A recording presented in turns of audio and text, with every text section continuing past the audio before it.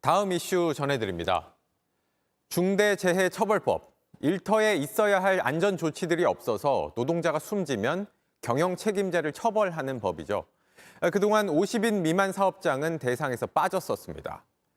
규모가 작아서 안전조치 마련하려면 돈도 사람도 필요하고 무엇보다 시간이 필요하다는 이유였죠. 그래서 2년 더 유예 기간을 주었습니다. 문제는 사망사고 대부분이 이런 작은 사업장에서 난다는 겁니다. 지난해 유족급여 기준으로 일터에서 사람 얼마나 숨졌나 살펴보니 전체 사망자 874명, 이 가운데 80%가 50인 미만 사업장에서 발생했습니다.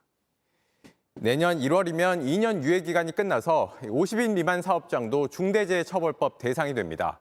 그러자 이걸 다시 2년 유예해달라는 요구가 나오고 있고 정부 여당도 더 미루겠다고 나섰습니다. 노동계에선 규모가 작은 곳에서 일하면 사고를 당해도 되는 거냐며 반발하고 있습니다. 조보경 기자가 취재했습니다. 이달 초 경남의 한 공장에서 70대 노동자가 2톤 철 구조물에 깔려 숨졌습니다.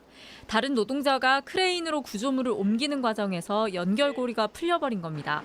이곳은 50인 미만 사업장으로 중대재해처벌법이 적용되지 않았습니다.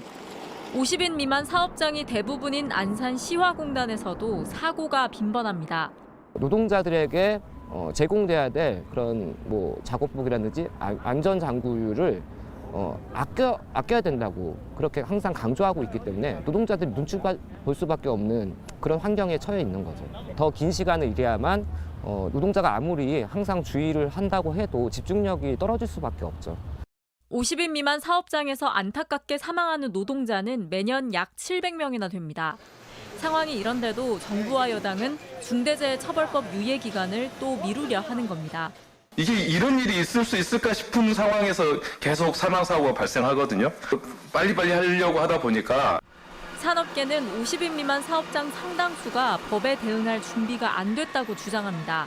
연장이 필요하다라고 약 86%가 답을 했습니다. 인력을 확보해서 예방체계를 갖추라는 게 저희는 핵심으로 보고 있는데 참 현실적으로는 어렵다. 하지만 2년이란 기간 동안 대비를 제대로 안 했다는 비판이 나옵니다. 기본적으로 펜스조차도 없는 데들도 많이 있고 안전을 관리할 수 있는 담당자가 없어요. 중대재해가 많이 다발하고 있는데 이것을 개선하겠다는 의지가 없는 거 아닌가 하는. 노동계는 법 적용이 연기되면 정부의 감독이 유명무실해질 것이라며 안전관리가 불량한 사업장을 밀착 관리하고 예정대로 내년부터 법 시행을 하라고 호소했습니다. JTBC 조보경입니다. 안녕하세요. 뉴스룸 앵커 최재원입니다. JTBC 뉴스룸을 시청해주신 여러분 고맙습니다. 더 많은 소식은 JTBC 뉴스 채널에서 만나보시기 바랍니다.